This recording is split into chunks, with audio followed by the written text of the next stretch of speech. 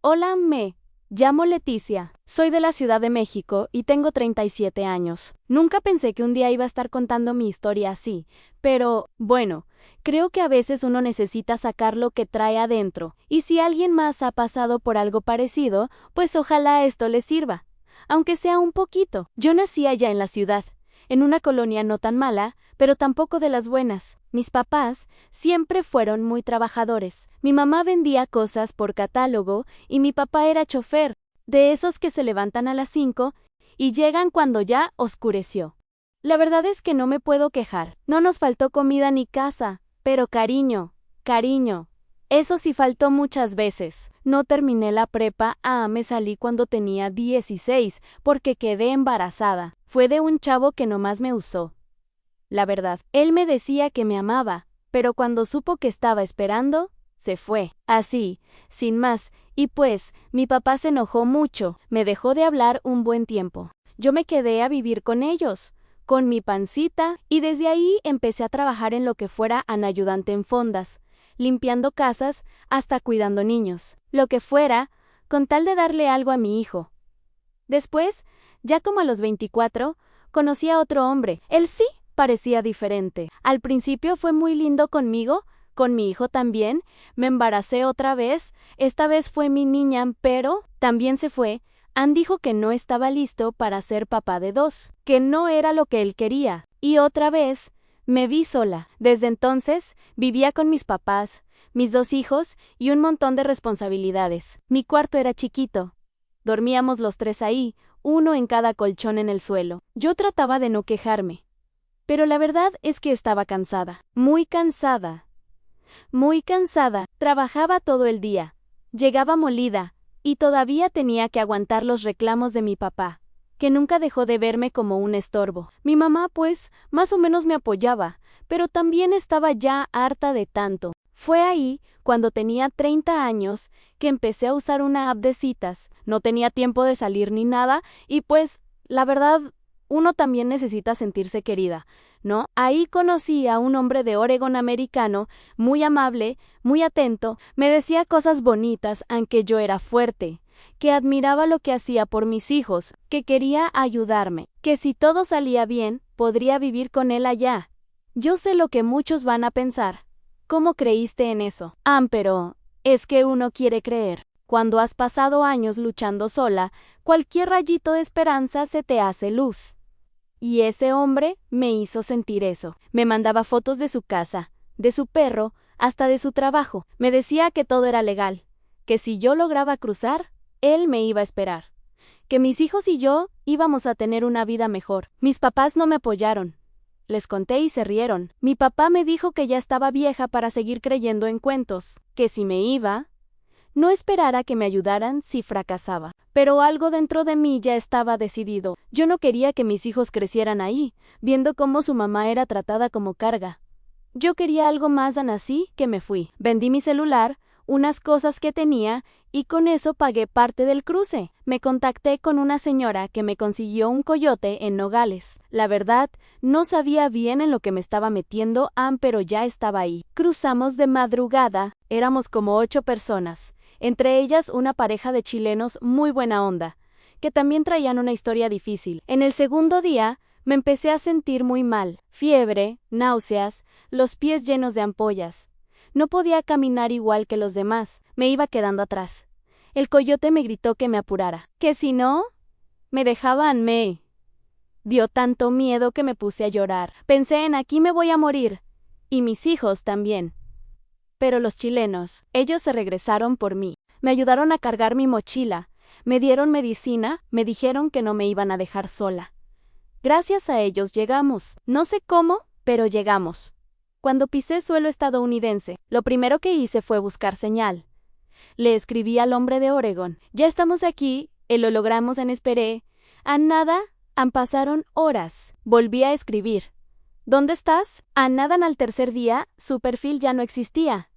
Me bloqueó, borró. Nunca supe si realmente existió, o si todo fue un engaño. Lo único que sé es que estaba sola, en un país que no conocía, sin dinero, con 2 hijos chiquitos. Fuimos a Oregon de todos modos, porque no tenía dónde más, Ir encaminamos, andormimos en estaciones hasta que encontramos un edificio abandonado donde nos metimos por la ventana no había nada, solo paredes frías y sucias, pero al menos era un techo. Estuvimos ahí 3 semanas. Comíamos lo que encontrábamos en la basura de restaurantes. Mis hijos lloraban de hambre, yo también, pero lo hacía cuando ellos dormían. Ahí fue cuando toqué fondo. A veces me cuesta trabajo recordar esos días allá en la Ciudad de México, pero no porque quiera olvidarlos, sino porque me duele. Duele acordarse de lo que uno vivía, de lo que uno aguantaba creyendo que era lo normal y no era normal. Yo trabajaba de todo. Me levantaba como a las 6 de la mañana, aunque no hubiera dormido bien. Lo primero era alistar a mis hijos para la escuela. Mi hijo, que en ese entonces ya tenía 11, se vestía solo, pero mi niña, con 5 añitos, era otra historia. A veces, no quería ni levantarse. Se me pegaba como koala, y yo ahí, con los ojos a medio abrir, tratando de peinarla, mientras me acordaba que tenía que dejar remojando los frijoles, que había que barrer la entrada porque si no mi papá se enojaba, que tenía que dejar la ropa separada para la señora donde lavaba por horas extras. Vivíamos los 5 en una casa de 2 recámaras. Mis papás dormían en un cuarto y nosotros 3 en otro. No había espacio ni para moverse. Mi hijo dormía en un colchón de esponja medio duro en el piso, y yo compartía la cama con mi hija. El cuarto olía a humedad y a ropa acumulada. Teníamos un ventilador viejo que hacía un ruido horrible, pero ayudaba a tapar los sonidos de los vecinos, que siempre tenían la televisión a todo volumen o estaban peleando. Mi papá era muy estricto. Era de esos señores que ya tienen su forma de ser bien marcada. Si algo no le parecía, no decía hazlo, hacía no. Gritaba, regañaba a mí, hablaba como si tuviera 10 años. Me decía cosas como, por eso estás como estás. Mira nada más, 2 chamacos y sin marido, ¿y todavía te quejas? Y yo bajaba la cabeza. No por cobarde, sino porque ya no tenía fuerzas de discutir. En la cocina apenas cabíamos. Era un lugar chiquito, con una mesa plegable de plástico que mi mamá cubría con un hule viejo con flores. Ahí desayunábamos los 3, apuraditos, casi siempre pan con café para mí, y un licuado para ellos. Yo trataba de que comieran bien, pero con lo que ganaba, no se podía mucho. Cuando había tortillas y queso, ya era lujo. A veces hacía arroz con huevo, otras veces lo que se pudiera. Después de dejarlos en la escuela, me iba caminando unas 8 cuadras para tomar el micro. De ahí, media hora hasta la casa donde limpiaba. Era una señora sola, jubilada, que me pagaba por horas. Me caía bien porque no se metía mucho, pero tampoco era muy amable y me hablaba seco. Yo fregaba, trapeaba, lavaba sus trastes y planchaba su ropa. Todo en silencio, porque no quería problemas. Salía como a las 3 de la tarde y me iba a otro trabajo a cuidar a 2 niños, hijos de una enfermera que hacía turnos dobles. Ahí me quedaba hasta las 7 luego, de regreso a casa. A esa hora ya estaba molida. Llegaba, veía a mis hijos haciendo la tarea, ceguando la hacía y trataba de cenar algo con ellos. A veces les contaba chistes o les ponía música con el celular viejito que tenía. Era lo único que me animaba a verlos reír, ver a mi hija bailando como si no hubiera problemas, o escuchar a mi hijo contarme lo que aprendió en la escuela. Era como un ratito de calma antes de volver al caos. Pero la paz duraba poco. Mi papá siempre encontraba algo que decir, que por qué llegaba tarde, que por qué mis hijos hacían ruido, que por qué usaba tanto el gas, y yo ya ni contestaba, nomás recogía los platos, lavaba lo que se pudiera, y me encerraba con ellos. Ahí, en ese cuarto apretado, era donde sacaba la fuerza, porque los abrazaba y me decía, ellos son mi motor, aunque por dentro ya me sentía apagada a mi mamá. Ella era distinta. A veces entraba al cuarto en la noche, cuando todos dormían, y me dejaba un pan en la mesita, o me traía un juguito para mi hija. Cosas así, tan pequeñas no decía mucho, pero era su forma de decir, aquí estoy, aunque nunca me defendió del todo con mi papá. Supongo que no podía, o no quería pelear más. Recuerdo que una noche estaba sentada en la cama, revisando mi celular, y me apareció la notificación de una app de citas. No era algo que usara seguido, pero esa noche, no sé, me sentía tan sola, hacía frío. Mis hijos dormían, y yo no tenía nadie con quien hablar. Le di clic, ahí fue donde conocí al gringo. Se llamaba Thomas, según él. Tenía fotos con su perro, con una camisa de cuadros, en una casa muy bonita. Me escribió: "No, hola Leticia, qué bonita sonrisa tienes". Y yo me sonreí sola. Ann me pareció tierno. Empezamos a platicar, primero por la app, luego por WhatsApp. Me preguntaba cómo era mi vida, cómo eran mis hijos. Me decía que le gustaba mi forma de ser, que era una mujer fuerte. Yo no estaba acostumbrada a que alguien me hablara bonito sin querer algo a cambio, y él me hablaba bonito todos los días. Después de un mes, me dijo que si yo lograba llegar a Estados Unidos, él me ayudaría, que me recibiría en Oregon, que podría trabajar allá, que mis hijos tendrían escuela, que empezaríamos una nueva vida. Me hablaba de respeto, de oportunidades, de libertad. Y yo empecé a imaginarlo. Las noches dejaron de ser solo cansancio. Ahora también eran ilusión. A veces me sentaba a escribir en una libreta lo que haría si llegaba allá. Soñaba con tener un cuartito solo para nosotros, con que mis hijos tuvieran su cama, sus cosas, con poder trabajar sin sentirme humillada, con estar lejos de los gritos de mi papá. Pero también tenía miedo. No tenía pasaporte, ni papeles, ni dinero suficiente. Solo tenía ese deseo, esa esperanza, esa vocecita que me decía: ¿y si sí? ¿Y si por fin te toca algo bueno? No fue una decisión de un día para otro, pero una tarde, mientras lavaba trastes en casa, mi papá gritó desde el patio: "A ver si algún día haces algo bien en tu vida". Y ahí, Anaí, supe que ya no quería seguir así. Me metí al cuarto, abracé a mis hijos y decidí que me iba a ir. Así empezó todo. Desde que empecé a hablar con ese señor de Oregon, sentía algo distinto dentro de mí. No era amor, o al menos no como esos que salen en las novelas. Era como un alivio, como si de pronto alguien me hubiera visto. Yo, que toda mi vida me sentí invisible, él me decía cosas que nunca nadie me había dicho. Que era admirable, que era una buena mamá, que tenía derecho a ser feliz. Yo no me lo creía al principio. Pensaba: seguro me está diciendo eso nomás porque quiere algo. Pero pasaban los días y seguía ahí. Me preguntaba cómo estaba, si mis hijos habían comido bien, si yo me sentía cansada. Hasta me decía que me tomara un tiempo para mí, aunque fuera solo 10 minutos para respirar. ¿Tú sabes lo que se siente que alguien te diga eso cuando nadie nunca te ha preguntado si estás bien? Poco a poco me fui soltando. Le conté todo, que vivía con mis papás, que mis hijos dormían en el piso, que trabajaba todo el día y que a veces no alcanzaba para la leche, que me sentía rota. Ni él no se espantó. Me dijo que allá en Oregon la vida era distinta, que él vivía solo, que tenía una casa grande, que su perro era tranquilo y que mis hijos le caerían bien. Me dijo que allá, si yo quería, podría trabajar limpiando casas, o en una tienda, o donde fuera, que no era una vida de lujos, pero que era una vida digna. Yo lloré la primera vez que me dijo eso, porque hacía años que nadie me hablaba de una vida digna. Yo ya me había acostumbrado a vivir como si no mereciera más, como si eso fuera lo que me tocaba. Pero cuando él me hablaba, sentía que a lo mejor sí podía haber algo más, que tal vez mis hijos podrían tener otra infancia, sin gritos, sin hambre, sin miedo. Un día me preguntó si me animaría a ir para allá. Me dijo que no tenía cómo ayudarme con dinero, pero que si lograba cruzar, él me esperaría en la estación de autobuses, que me daría casa, aunque estaríamos juntos. Yo me quedé callada. No sabía qué decir. Era demasiado. Pero esa noche, mientras veía dormir a mis hijos, lo decidí. No podía seguir esperando a que la vida cambiara sola.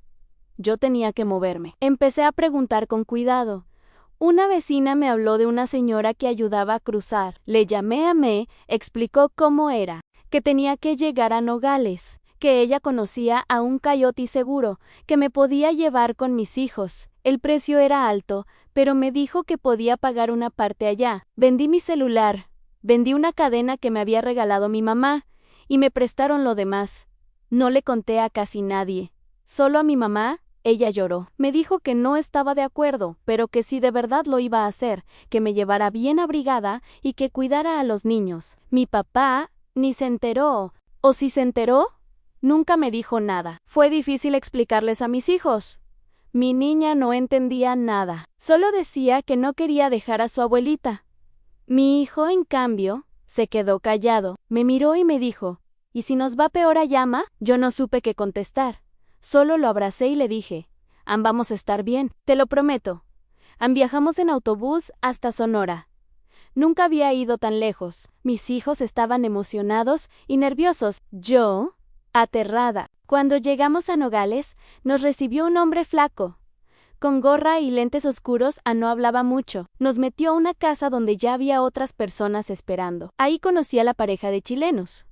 Se llamaban Álvaro y Marcela, muy amables. Me ayudaron a calmar a mi niña, que estaba muy inquieta. Me dijeron que también tenían hijos, pero que los habían dejado con sus abuelos. Yo los admirán, sentí que no estaba sola. El cruce fue de madrugada. El coyote nos dijo que teníamos que caminar rápido, sin hablar, sin hacer ruido. Yo llevaba una mochila con lo básico en ropa, agua, unas galletas. A los niños les dije que era como un juego, una aventura. Pero la verdad, no había nada divertido. Caminamos horas por el desierto. El calor durante el día y el frío de la noche eran insoportables. Mis pies empezaron a ampollar al segundo día. Me dolía todo el cuerpo, la espalda, las piernas, hasta el alma. Fue ahí cuando me empecé a enfermar. Tenía fiebre, náuseas. No podía respirar bien. Me quedaba atrás. El coyote se enojó, me gritó que me apurara, que si no, nos iba a dejar. Yo trataba, pero no podía. Sentía que me iba a desmayar a mi hija. Lloraba. Mi hijo trataba de ayudarme, pero él también estaba agotado. Entonces, pasó algo que no olvido. Álvaro y Marcela se regresaron por mí. Me cargaron la mochila, me dieron suero, me echaron aire con una gorra. Me decían, no te vamos a dejar. Leti, aguanta, falta poco. Y gracias a ellos, seguimos. Yo creo que si no hubieran estado, ahí me quedo. Después de casi 3 días, llegamos. Nos escondimos en una casa segura, donde esperábamos a que nos recogieran. Yo estaba tan débil que apenas podía pararme. Pero lo había logrado. Estaba en suelo americano, en un país donde se suponía que nos esperaba una nueva vida.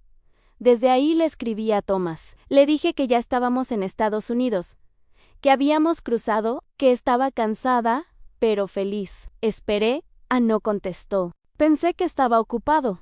Volví a escribir al día siguiente. Le mandé un audio, nada. Pasaron 2 días, 3 en 5, su perfil ya no aparecía.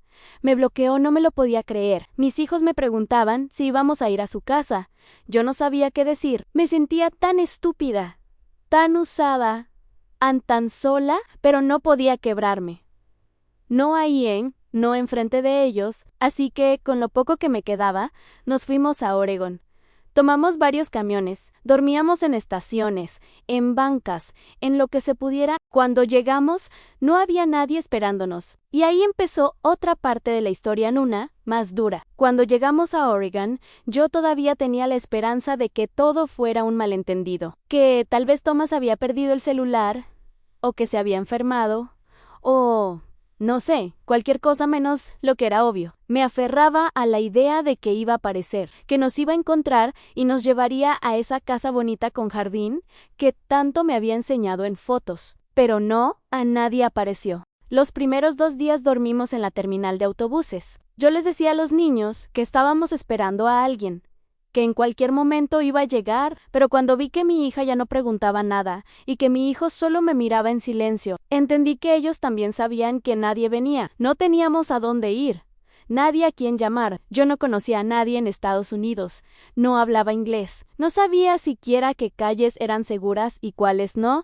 Tenía miedo de que alguien nos viera y llamara a la policía. Pensaba que si nos encontraban, podrían quitármelos, que dirían que no era una buena madre por traerlos hasta acá. Empezamos a caminar por la ciudad buscando un lugar donde pasar la noche. Pregunté en un refugio, pero me dijeron que no había espacio. Otro solo aceptaba adultos. Otro estaba muy lejos, y ya no alcanzábamos a llegar. En la noche, caía rápido, el frío era fuerte, mucho más que el que conocía en México. Mis hijos tiritaban, y yo sentía que me iba a romper en 1000 pedazos. Caminamos hasta que encontramos un edificio abandonado.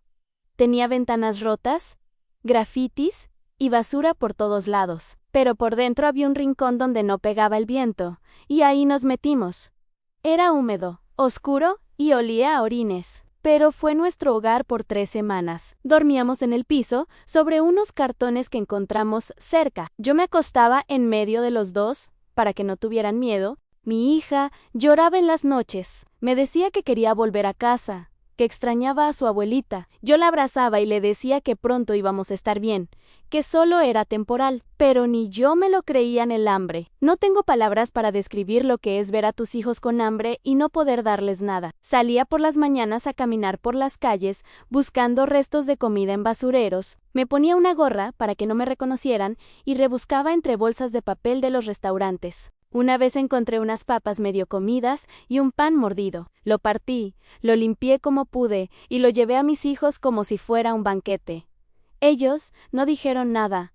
Comieron sin preguntar. Mi hijo dejó de hablarme por un tiempo. Se encerró en sí mismo. Se enojaba, decía que todo era mi culpa, que por qué habíamos venido, que por qué creí en ese tipo, y yo no podía decirle nada, porque tenía razón. Yo también me preguntaba lo mismo cada noche. ¿Por qué fui tan tonta? ¿Por qué me aferré a una ilusión? ¿Por qué puse en riesgo a mis hijos por un hombre que ni siquiera conocía de verdad? Me odiaba, me odiaba, me odiaba. Me sentía la peor madre del mundo. Una noche, mientras trataba de dormir, escuché pasos. Me asusté. Pensé que alguien había entrado. Me levanté rápido y vi a un hombre parado en la entrada. Nos miró. No dijo nada.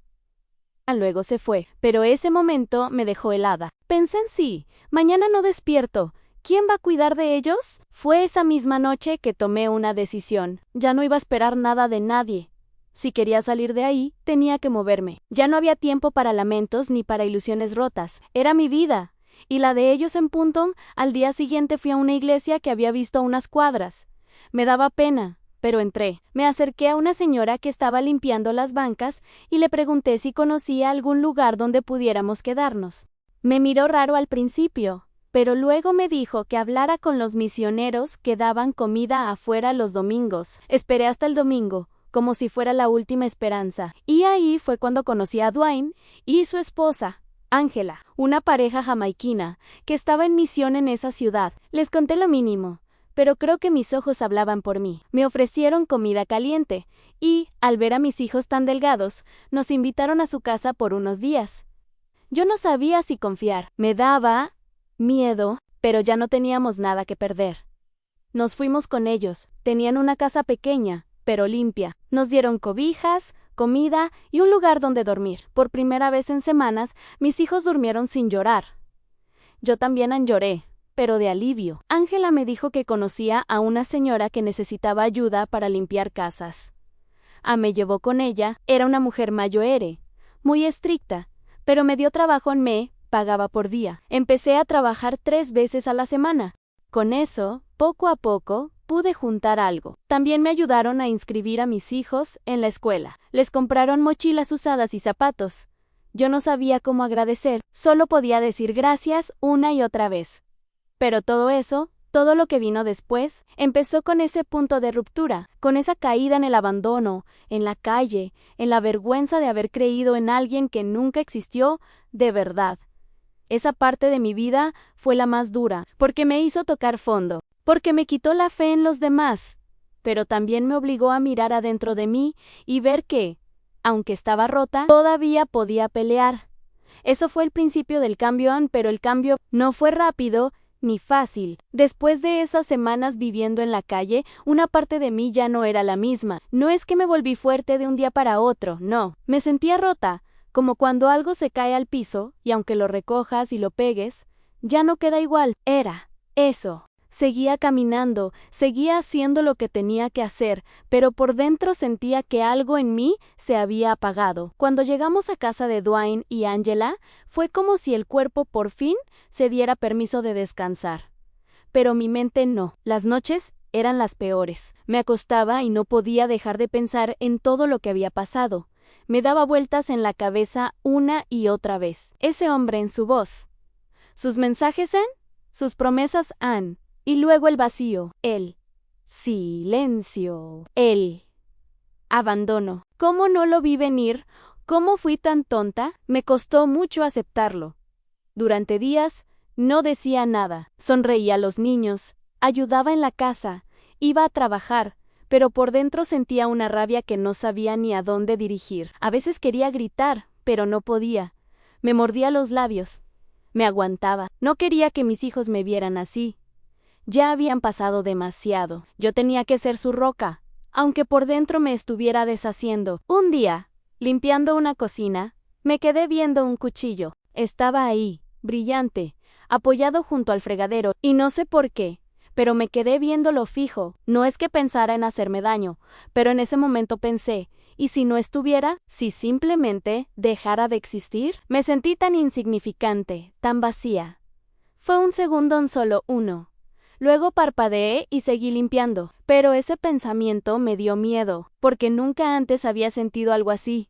Mi hijo Mayoere también estaba cambiando. Ya no me hablaba como antes. Se volvió serio, callado. Lo veía con la mirada perdida. Una tarde me preguntó sin mirarme, ¿tú crees que valió la pena? Yo sentí un nudo en la garganta. No supe qué decir. Me quedé en silencio unos segundos y solo le dije, no sé, todavía no sé. Pero por dentro me mataba la culpa, porque él tenía razón. Lo arrastré hasta aquí por una promesa falsa. Lo saqué de su escuela, de su vida, de su país, por creer en un hombre que me pintó un mundo que no existía, y lo peor era que yo me creía lista. Me creía despierta. Siempre criticaba a las que se dejaban engañar por tipos en internet, y mírame, haciendo exactamente eso. Me daba rabia, pero no contra él, contra Thomas. Esa rabia me duró poco. ¿Para qué enojarme con alguien que ni sé si existía de verdad? ¿Con alguien que ya ni tenía rostro en mi cabeza? No, mi coraje era conmigo, por haberlo permitido, por haber expuesto mis hijos. A veces, cuando estaba sola, me encerraba en el baño y lloraba en silencio. No quería que los niños me oyeran. Me sentaba en el piso, junto a la tina, con la cabeza entre las rodillas, y dejaba que saliera todo, las lágrimas, la rabia, la impotencia. Me golpeaba las piernas con los puños, no fuerte, pero lo justo para sentir algo físico que me distrajera del dolor emocional. Era como decirme, ¿ves lo que hiciste? Ángela una vez me escuchó. No dijo nada en ese momento, pero al día siguiente me preparó un té y me sentó en la cocina. Me dijo Leticia, no eres la primera en equivocarse, lo que importa es lo que haces ahora. Yo no supe qué contestarle, solo lloré, lloré, frente a ella como no había llorado en años. Ella no me juzgó, me dejó llorar y me acarició el hombro como una madre. Fue la primera vez que alguien me consolaba de verdad. Empecé a ir a limpiar casas todos los días. Aunque no fuera necesario, me ofrecía a trabajar más, a lavar más, a cargar más. Necesitaba mantenerme ocupada, porque cuando paraba, los pensamientos me comían viva. Una vez, al barrer el patio de una casa, el señor dueño me preguntó si estaba bien. Le dije que si ya me dijo no lo parece. No tienes que contarme, pero solo recuerda. El cuerpo aguanta, pero el alma también necesita descanso, ¿ni? Y otra vez. Se me llenaron los ojos de lágrimas, no porque fuera un extraño que me habló bonito, sino porque sentí que todo el mundo podía ver lo mal que estaba, aunque yo tratara de disimular. Mis hijos también lo sentían. Una noche, mi hija me trajo un dibujo. Era una casita, con 3 muñequitos adentro. Puso nuestros nombres, y en la esquina, con letras chuequitas, escribió Mami. Aquí estamos juntas. Ese dibujo lo guardo hasta hoy. Fue en ese momento que entendí que, aunque yo me sintiera culpable, ellos seguían viéndome como su mamá, que ellos, a pesar de todo, no me habían soltado.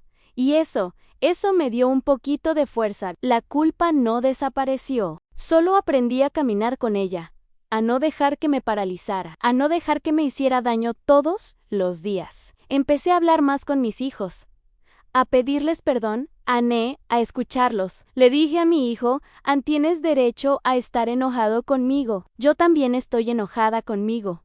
Pero lo único que puedo hacer ahora es no rendirme.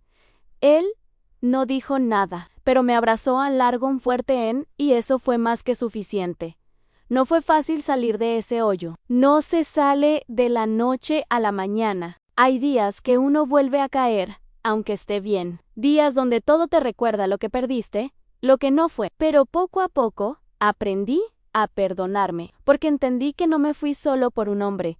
Me fui porque quería una vida mejor, porque estaba harta de vivir con miedo, de ser invisible, de aguantar, y aunque el camino fue más duro de lo que pensé, seguía viva. Mis hijos también, y eso, al menos eso, era algo. Después de todo lo que pasamos, la calle, el frío, la hambre, la desilusión, uno pensaría que ya no hay más abajo. Pero no es tan sencillo, porque aunque ya no estés durmiendo en el piso de un edificio abandonado, las heridas siguen ahí, bien vivas. No te curas nada más porque ahora tengas un techo. La casa de Dwayne y Angela fue como un paréntesis en un respiro, pero también fue un espejo. Verlos a ellos, con su fe, con su manera de tratarse con respeto, con paciencia, con cariño, me hacía pensar en todo lo que yo nunca tuve, ni de mis papás, ni de las parejas que había tenido, y ni de mí misma.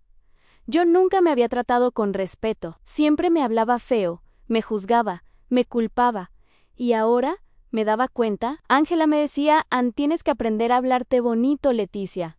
Nadie más lo va a hacer por ti, y al principio no entendía. Pero con el tiempo, fui cayendo en cuenta de que tenía razón. Siempre me había visto como una mujer que aguantaba nada más, como si solo sirviera para resistir golpes de la vida. Cuando empecé a trabajar limpiando casas, sentía vergüenza. No por el trabajo, porque yo no le tengo miedo al trabajo. Era porque sentía que todos me veían como una inmigrante sin valor, como una mujer que se metía a sus casas a limpiar su mugre, invisible. Pero luego me di cuenta de algo, esa era mi oportunidad. Era poco, sí hay, pero era mío. Cada centavo que ganaba, lo usaba para mis hijos. Cada pared que fregaba, cada baño que tallaba, era un paso más lejos de ese edificio abandonado. Una de las casas donde trabajaba era de una señora americana, Mayo R., llamada Mrs. Lavin.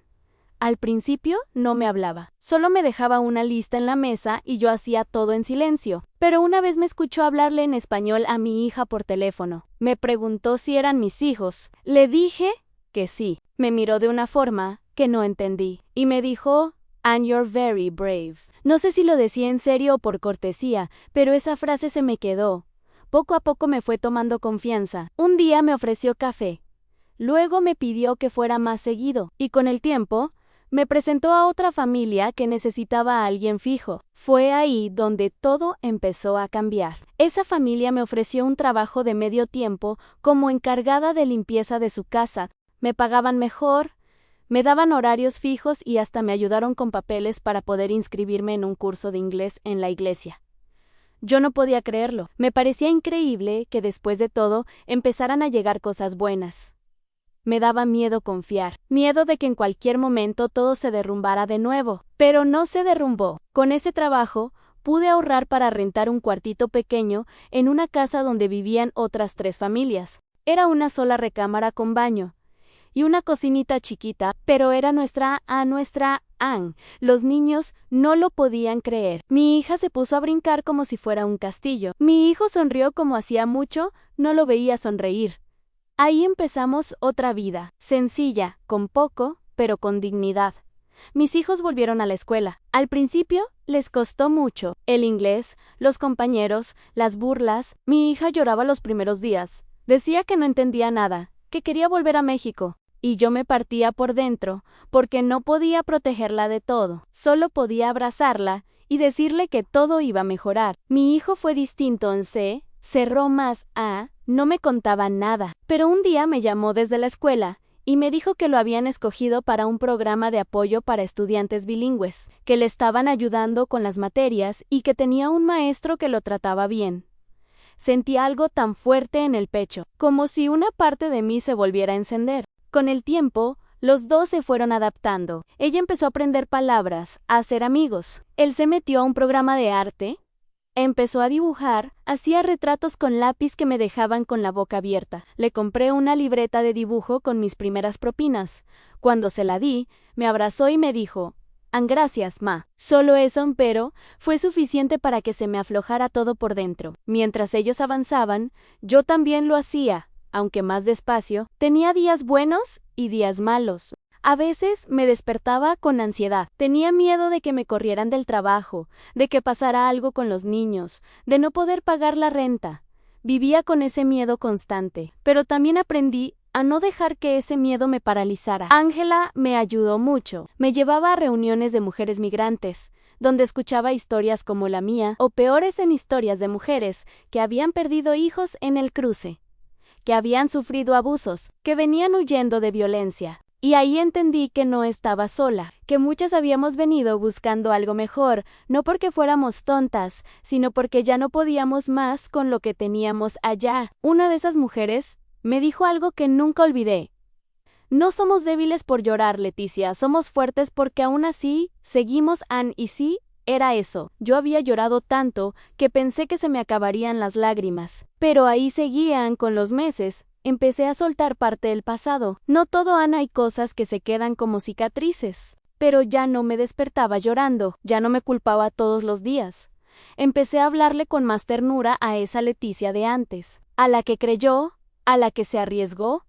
No fue una estúpida, fue una mujer con esperanza, una mamá que hizo lo que pudo. Y ese cambio, aunque pequeño, fue enorme para mí. Hoy, cuando limpio la casa donde trabajo, ya no me siento invisible, me sé valiosa. No por el trabajo que hago, sino por todo lo que he superado. No soy menos que nadie. Soy mamá, soy migrante, soy mujer. Y he salido adelante, pero ese camino no lo recorrí sola. Si algo aprendí es que uno necesita una mano, aunque sea una. Y yo tuve la de Dwayne, la de Ángela, la de mis hijos. Y también, con el tiempo, la mía. Con el tiempo, las cosas empezaron a calmarse. No todo se resolvió de un día para otro, pero algo dentro de mí cambió, como cuando uno está en medio de una tormenta muy fuerte y de pronto empieza a escuchar el silencio otra vez. No porque ya no haya viento, sino porque uno ya aprendió a escuchar diferente. Yo no me di cuenta exactamente cuándo fue. No hubo un momento mágico, no sonó música de fondo ni hubo aplausos. Fue algo silencioso.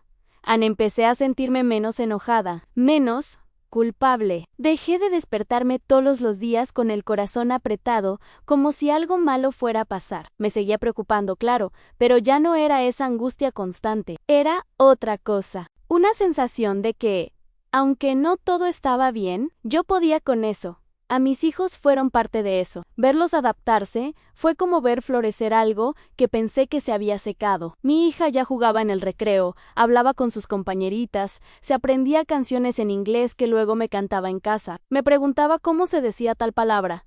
Me enseñaba frases que yo ni entendía y yo la miraba con orgullo. Pensaba en ella si va a tener una oportunidad diferente. Mi hijo fue más reservado. Tardó más en soltarse. Pero un día llegó con una carta de la escuela. La habían aceptado en un programa especial para estudiantes que querían aplicar a la universidad. Yo ni sabía cómo funcionaba eso. Nunca tuve a nadie en mi familia que fuera a la universidad. Pero ahí estaba él, mi hijo, con ese papel en la mano y una sonrisa apenas marcada, como si tuviera miedo de emocionarse. Y yo lloré, lo abracé y le dije: te lo mereces, y vamos a hacer todo lo posible para que lo logres. Ese momento fue uno de los más importantes de mi vida, porque me di cuenta que a pesar de todo lo malo, todo lo que sufrimos, algo sí habíamos ganado, algo real, no promesas, no sueños rotos, algo que estaba ahí, delante de mí. Yo también fui cambiando. Aprendí a hablar un poco de inglés, no mucho, pero lo suficiente para entender lo básico y poder comunicarme en el trabajo. Perdí el miedo a preguntar, a decir no entiendo, a equivocarme. Me di cuenta que muchas veces me limitaba sola. Pensaba que no podía, que era demasiado tarde, que ya estaba grande para aprender, pero no era cierto. Uno nunca está demasiado grande para seguir caminando. Un día, Ángela me dijo que una familia con la que trabajé buscaba una persona de confianza para encargarse del cuidado de su casa. No solo limpiar, sino organizar, recibir proveedores, ayudar con los niños cuando no hubiera escuela. Me preguntó si me interesaba y yo dudé. Me dio miedo no estar a la altura. Pero ella me miró directo a los ojos y me dijo: tú puedes, Leticia.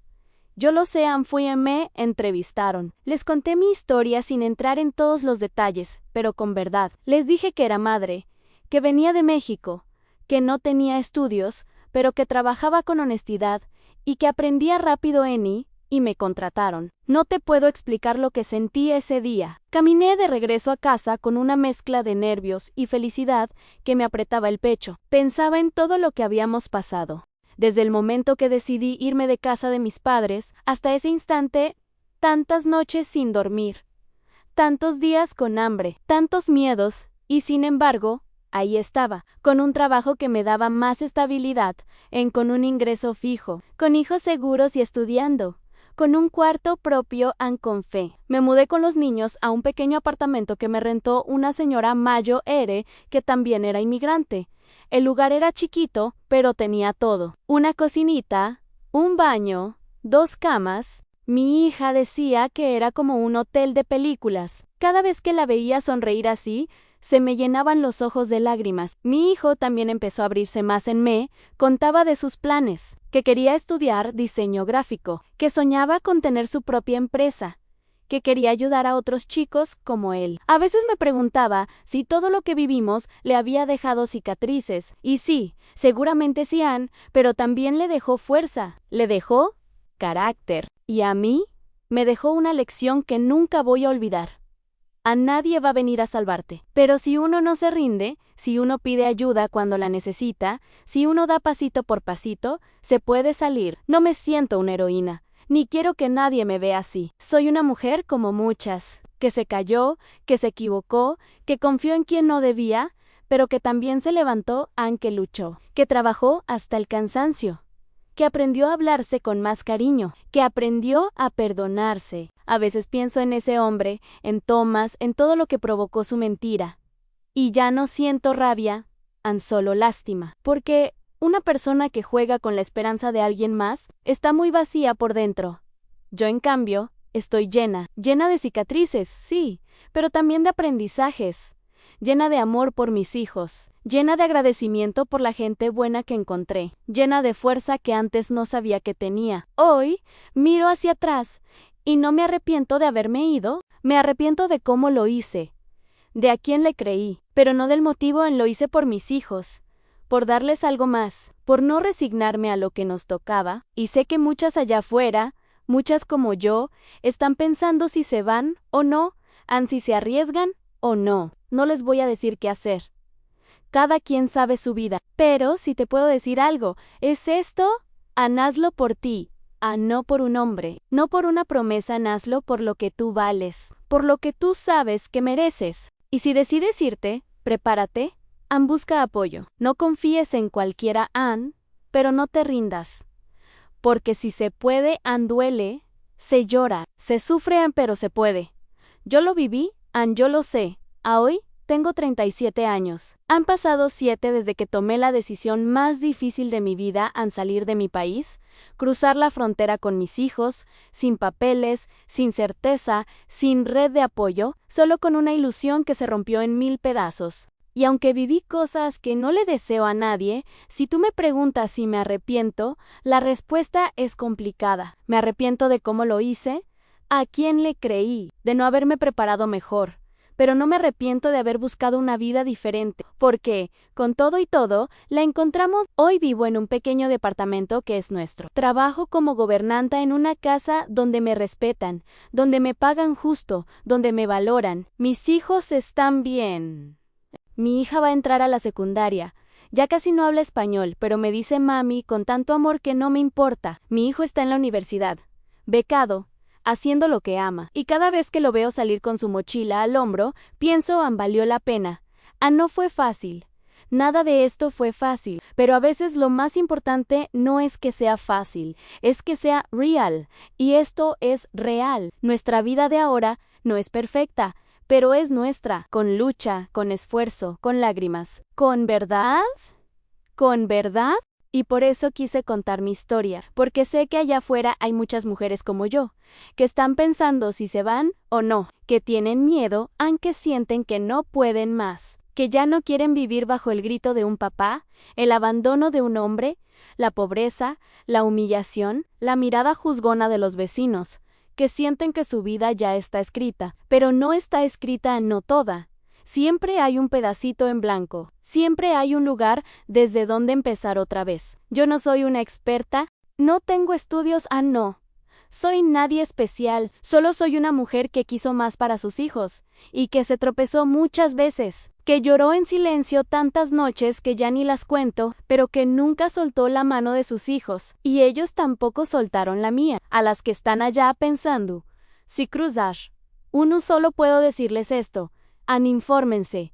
No confíen en cualquiera, no se dejen llevar por palabras bonitas de internet, protéjanse. No hagan esto por un hombre, háganlo por ustedes, por sus hijos, por su dignidad. Y si ya están aquí, si están pasando por lo peor, aguanten tantito más. A veces, el cambio llega cuando uno ya no da más. A veces, hay que tocar fondo para empezar a subir, pero no se suelten, no se rindan. Pidan ayuda, porque hay gente buena, hay manos dispuestas, como las que me ayudaron a mí, y a veces, solo una persona basta para cambiarte el rumbo. Yo sigo aquí en Trabajando Ney, aprendiendo, levantándome todos los días con la frente en alto, porque ya no me avergüenzo de mi historia. Antes sí, antes me daba pena contar que viví en la calle, que me engañaron, que rebuscaba comida en la basura. Hoy, no. Lo cuento con la voz firme, porque eso también soy yo, y si lo superé, es porque soy más fuerte de lo que pensé. Así que, si tú estás viendo esto, dime desde dónde lo ves. ¿Estás en México? ¿Estás en Estados Unidos? ¿Eres mamá también? ¿Te ha pasado algo parecido? Quiero leer tu historia también, porque aquí no estamos solas. Porque estas historias no son solo mías, son de muchas y merecen ser contadas. Y si quieres escuchar más historias como la mía, de mujeres, de familias, de migrantes, suscríbete al canal, porque necesitamos espacios donde se nos escuche, donde no nos juzguen, donde podamos decir, esto viví, y aquí estoy. Gracias por escucharme, por dejarme desahogarme, por estar aquí.